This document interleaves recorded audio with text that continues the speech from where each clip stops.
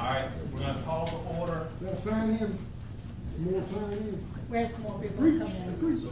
All right, we're gonna call to order, this meeting of, planning and zoning, public hearing, to address the zoning of parcel property on 963. Secretary, can you do roll call? Yes, sir. Joshua Quinn, Present. Roy Ann Sign Lane, here. Sign in. Shirley Anderson, Andy Bishop, Ashley Ferguson, Mark McDermott, Debbie Owens, Matthew Peters. Present.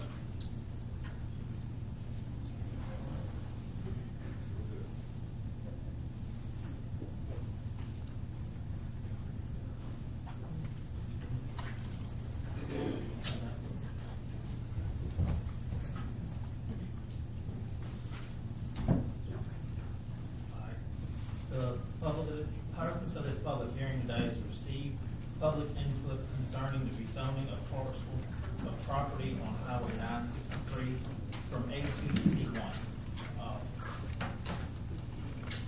The Gerald, free to speak to that property. Thank you, Cody. You can turn and introduce yourself.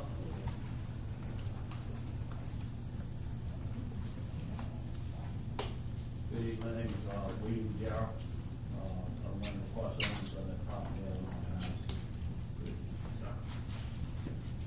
What is y'all's intent with the property?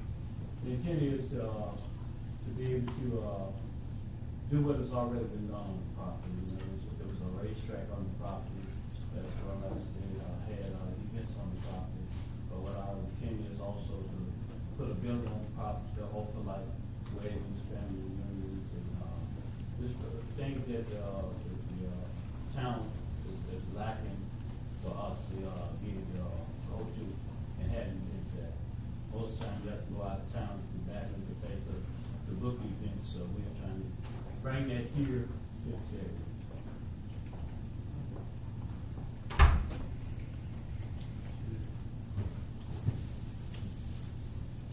Any questions? This is your time to speak, so use it as much as you can. So there's a racetrack, there's a training track on the back of the property? It's just a race. Currently, it's a racetrack right there, and it had been used in the past as the stage was there for a concert in the past.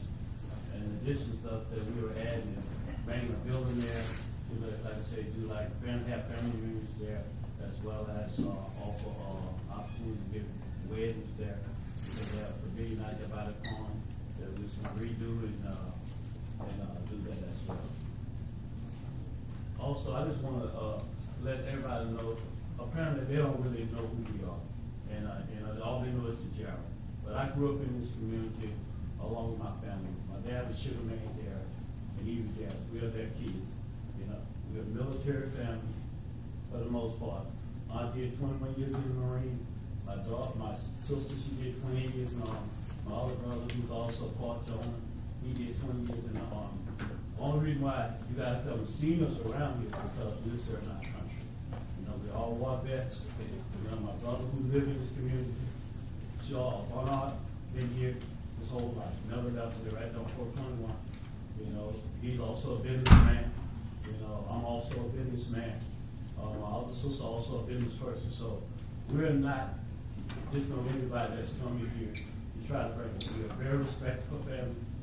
I've been a preacher for 30 years, so I understand people concerned about what's going on, and I hold it wholehearted. Our goal is, which my sister already, to move back from Killeen, Texas, to come back home. This is the place we all want to retire and be home. My favorite brother, he's already planning to move back home. You know, we live down in Peter Spring here. Our goal is to own a place here as well. So we are coming back home, you know, and I know and I understand the questions and concerns that the neighborhood have, you know, and I'm more than willing to hear them out, but also, you know, like in the fairness stuff, we bought the property based on what was already done, not something that we are creating something new. So it was already there, and that's the reason why we make the investment in the property.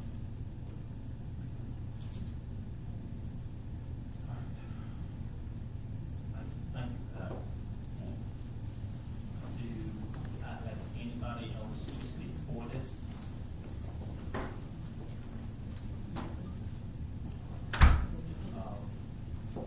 So we're gonna begin to those that I'm guessing are against this, and we are, I'm gonna go through the list, call people up who've asked to speak. Mr. Brown, your first one. Thank you. Thank you, Mr. Chairman. Thank you, board, committee for hearing me. My name is Mark Brown, and I live just down the road from the property in question. My wife Betty and I live there. We've been here as residents for.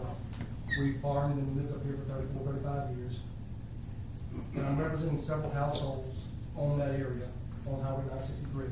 Some of those folks are here, the Parks are here. I'm representing them, Ms. Beasley, and representing some of these folks here. I want to begin by telling Mr. Gerald, thank you for your service to our country and your entire family. I appreciate it. But we have a difference of opinion on this. So, in general, we as a group have been very understanding of Mr. Richardson, our neighbor, who has held these events 3 or 4 times a year for the past few years. We've chosen not to aggressively oppose, even though we have some issues with some of the things they've done, because he's our neighbor.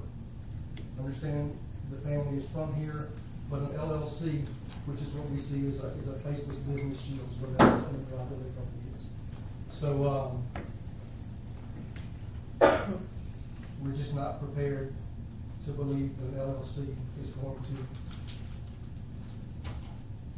use the property like we think it should. So in short, it's a request for commercial zoning for a 38-acre tract. That's a huge footprint. Is that not correct? Am I wrong?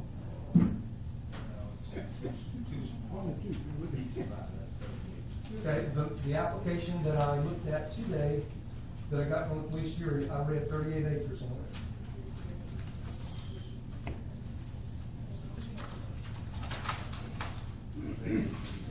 Pardon me? It's A and lot A and B. Okay, it says 38 acres right here on the rezoning application form that I have gotten from this office today. So, with that said, I'm eating up my time, so let me go ahead and speak. So, these are properties in this area that are zoned R1 or A2, Ag 2. R1 residential, single family dwelling, right? Everybody understands that. For those who don't understand, I know that these folks do, but Ag 2 is basically a family farm, a single family dwelling on a larger acre property, on larger acreage of property.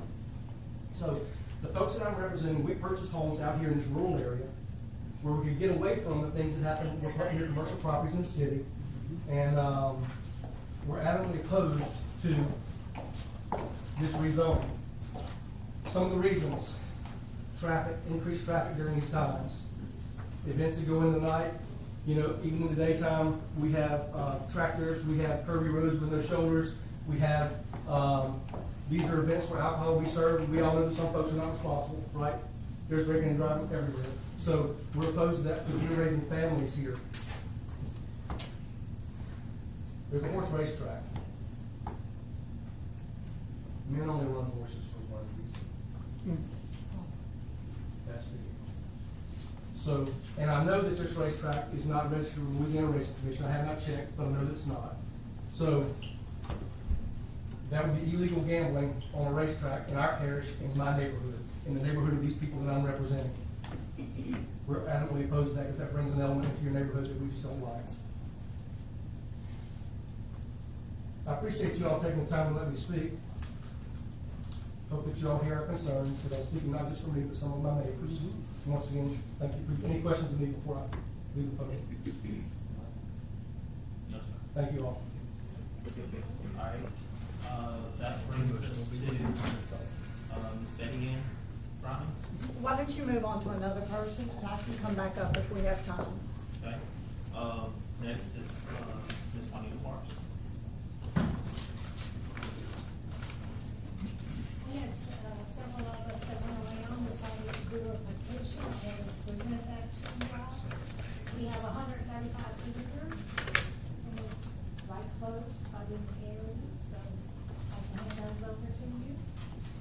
process we did this, I was, very surprised to find out how many elderly sick, heart attack people, colonoscopy, that we have right here close. And that tell you know, so they hear this music and they just, we're like, no, we don't want it. And that's bothering.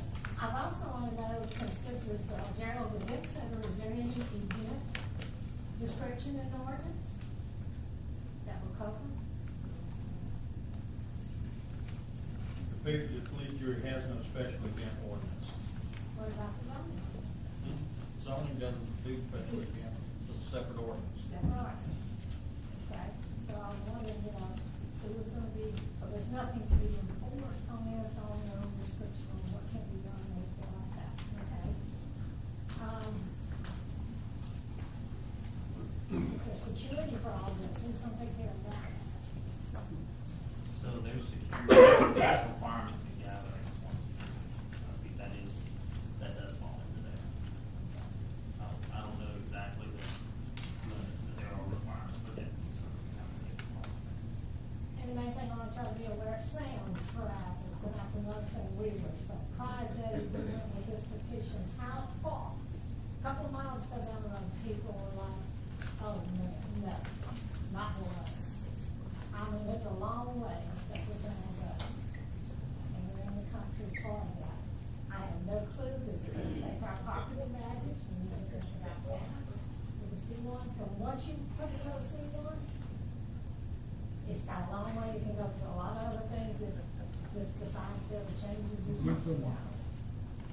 And does what he's doing even different from those C1.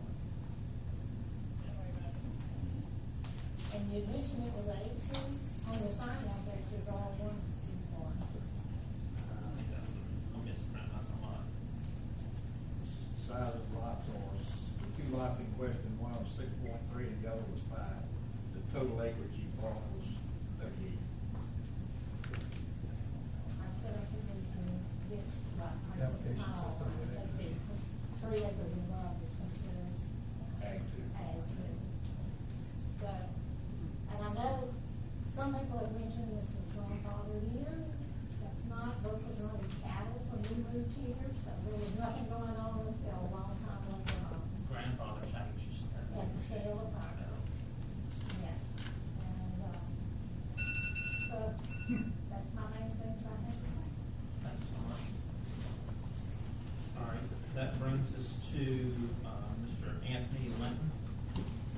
Hello, everyone.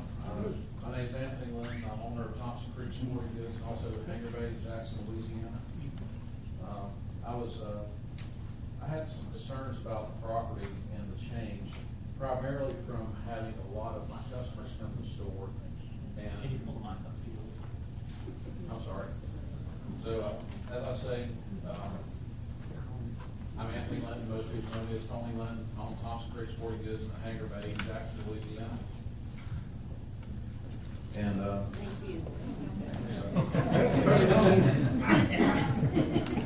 So, the reason that I came here today was to address the concerns that most of my customers had, and also to, Mr. Gerald also says that we don't have a place currently for any of these events to take place, but we do.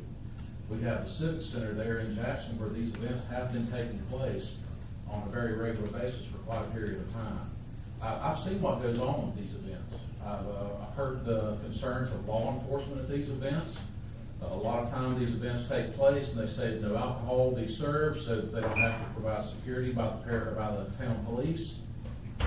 Then the town police on a very regular basis have to end up going there due to illicit activities going on and also because alcohol is being served when it's not inside the permits. I know the types of sounds that go on there. My business is right next to it. On a regular basis, I'm at my shop after hours, and I have listened to my windows vibrating from a block away from everything going on inside, and I just do not feel that this is something that should go on in an area that's so residential with so many houses. There's a lot of large property owners in that area that have hundreds of thousands of dollars invested in their property to get out of the town, to get away from these these type of situations. And in order for them to now have to worry about that coming, and there's not going to be a lot of oversight as to what goes on this property, that just doesn't seem right to me. I do think that the event center is a great idea. I really do.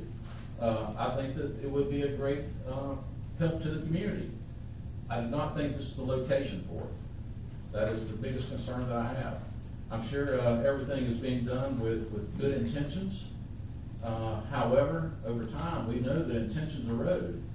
And as these intentions erode, the people that will be left to deal with it will be the property owners that are there. Thank y'all for your time. All right, that brings us to Mr. Randall Duvall.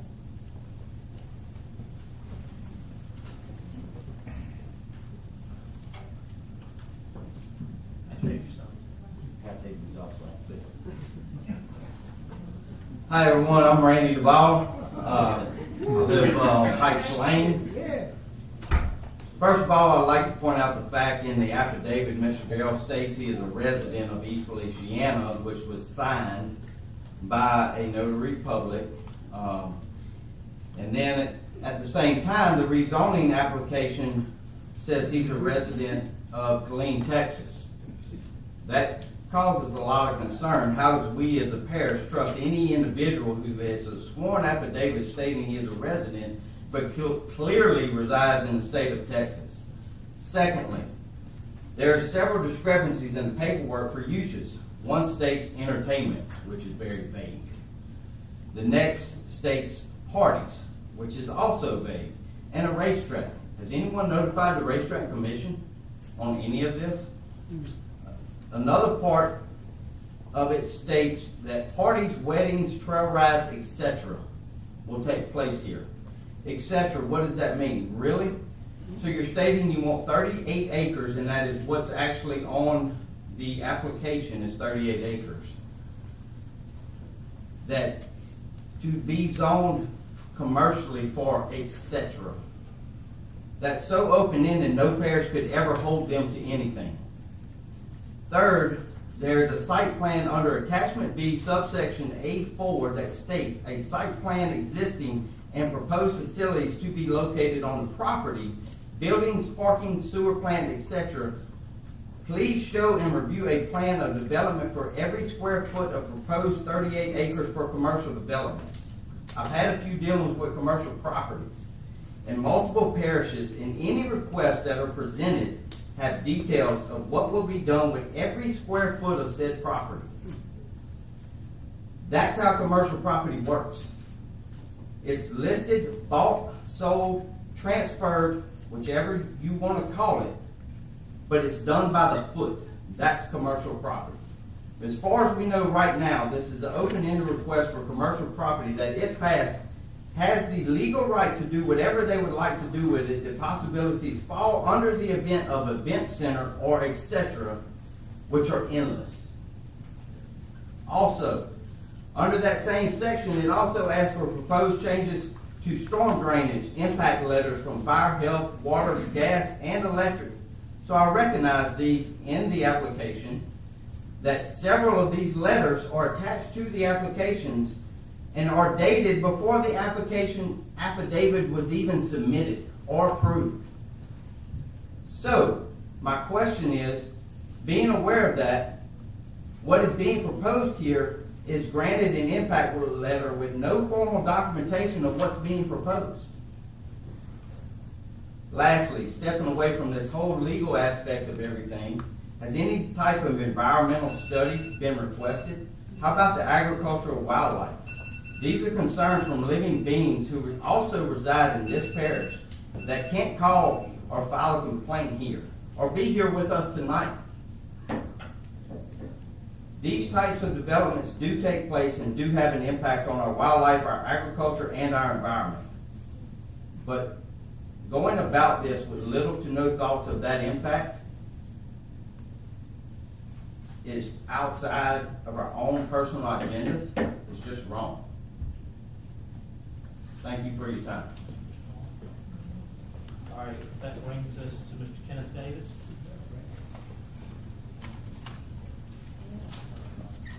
is Kenneth Davis. I've been on my resident over 35 years. I retired from Angola doing 37 years. I bought my house out there because it was quiet and peaceful and stuff. And Mr. Richardson should have explained to the prick he sold this land to, some of the stuff he probably was doing was illegal anyway. But I have called the police over several times in that neighborhood for noise and stuff like this too. I don't fault this guy who bought this land, which he thought that was legal, stuff that was on this land. I don't think it was legal. But I'm opposed to it because I'm in a neighborhood who's quiet. We watch each and every one house and stuff. I bring my grandkids to play and do a lot of things too. But I don't want to work up Saturday morning, listen to loud music and all this stuff here. So if you rezone this land, can you guarantee my house value won't go down? Can you guarantee our safety? Can you guarantee the traffic won't be coming in and out? Can you guarantee the police will be coming every time they call them, which they have other things to do? They will come out there for somebody playing loud noise? I'm against it. I'm really against it. But I don't fault this guy who bought the land. I fault Mr. Richardson. He should explain to him that the stuff was on the land was probably illegal. But like I said, I called the cops several times, over several times about this. But you know, when you retire, you just want peace, sit on top of the porch, drink me a cup of coffee. I don't like loud music. I didn't let my kids play loud music in the neighborhood. Nobody comes to live with loud music. And I'm against it. I've been there 37 years. I'm getting old. I want a people place to stay. I'm going to say it. And y'all know what's going to happen. You can't guarantee our safety today. You can't stop a stray bullet. You don't know what kind of people will come through there. You know that. You see what happened on TV. People in their houses, stray bullets come and kill somebody. I want my safety. This is why I'm up here. For my safety in this neighborhood. I'm opposed against it. But I don't fault this guy for buying this land.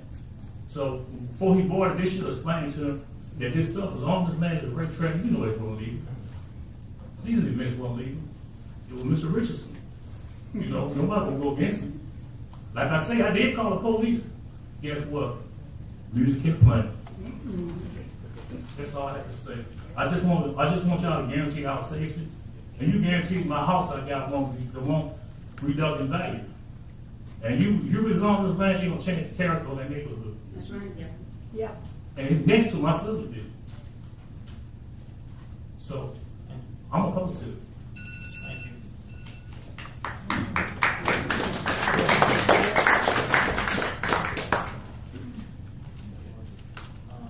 There's a Mr. Jack Rogers or John Rogers.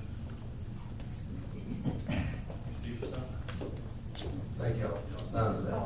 So I live right next door to this fine gentleman right here. My wife and I moved from Ascension Parish about 9 years ago. We have two small kids, a 5-year-old and a 7-year-old. All right, we go to Silverman's. This is no environment. You want to let this go through? I can hear the music that Buck Richardson would play it. I can hear the music through my house. The doors closed at night. My kids go to bed at 7:30. This is the environment that I raised my kids in. Moved from Ascension, moved up here to get away from all that. And now I'm going to turn around and play it again. And we have a very nice neighborhood beside us. Everybody gets along, never have no issues. And then I also tell you, I'm the one that built the track for Buck Richardson. What that track was intended for, it was intended for him to practice his horses. So Buck Richardson and I got crossed up on it because then he turns around and starts backdoor gambling. I watched it with my own 2 eyes. Watch money trading. And then didn't even get paid for the work that I did on top of it. So that's all null and void. But I know the things that take place with this going on. I drove over there and watched it. And I watched the parties that go over there. So my kids and everybody, my wife would pull it up my driveway at 7 o'clock, 8 o'clock, going to get something to eat. Got drunk drivers coming up and down my road. Who's going to be responsible for that? Then I also have a place that's worth about $600,000, $700,000. Who's going to take that value loss? Because my place is going to be worth anything next to something like this. That's kind of how I stand with it. I like everything to stay just like it is. When Buck was there, Buck's 80-something years old. He'd have one, once every 3 years? Something like that. He was doing it to raise money. Everybody kind of looked the other way. Buck would shut it down reasonably. He would put a big show out. Have y'all seen the flyers that are going through now, right now, that's going on there? Can I address y'all, let y'all see this? You can contact whoever you want. Yep. So these are flyers property, the police jury has already passed, or trying to pass right now. That's for an event when? This weekend, Friday Friday and Saturday. 2-day event. We were told it was to be one. They shut down at 9. Shut down at 9, but they expressly put on the post that the music will go all night long. We understand, but it's on the post. Come on, y'all, come on, y'all. No, I'm thank y'all for y'all's time. Thank you. All right, that's our last speaker. We're gonna Oh, no, have- I'd like to speak. I wanted to give everybody a chance. I was on the list as second, and I wanted to defer to anyone else who wanted to speak tonight. I've lived in the area, I've worked in the area for over 38 years. I respect everyone's right to privacy on their own land and to use their land as they see fit. I respect Mr. Gerald. But the bottom line, this is a residential community. If you drive by, there is a subdivision that Mr. Richardson developed a few years ago. There are homes there, 6 or 7 homes there with small children who play all the time. That driveway basically shares the entrance for the event center. And I say basically, it's right next door, right? This needs to be orderly. Okay. I asked for it to be over. No, I'm sorry. We've ran past our time now. Okay, can I have my 3 minutes? Past our time, it's continued, but I don't interact. I'm sorry. The driveways are adjacent to each other. It will bring in community beyond our community. The Facebook post that was just shared with you by Mr. Rogers has been shared, and if you look at the shares, it's now being shared through Baton Rouge, through a meet, and all surrounding areas in our area. You can go to people's, you can see who shared it and where they're coming from. I can't say they're all gonna come, but let's be realistic. You're gonna take a nice residential community in this area. And I agree, there should be an event center. There should be places for people, but in the city. Thank you. All right, public hearing's closed. We're gonna begin. I call a point of order, please. I'm assuming that's appropriate. Are you guys using Robert's Rules of Order for your meetings? Yes. If they are, they need it. Okay, I wanted to make a public comment. Mr. O'Quinn. It was Mr. willy-nilly O'Quinn. things passed around. Mr. O'Quinn, the public hearing was set from 5:45 to 6 o'clock. 13 minutes Past over. 6 o'clock, you really need to end the public hearing, start the meeting. The public still can ask questions when the topic comes up during the open meeting. Okay, well, how do you get on the note? Because that was just willy-nilly, which is how everything else around here. I didn't know there was a place to sign. I was here early. All right, public hearing's closed. All right. That brings us to our regular meeting for Tuesday, January the 24th. Calling to order.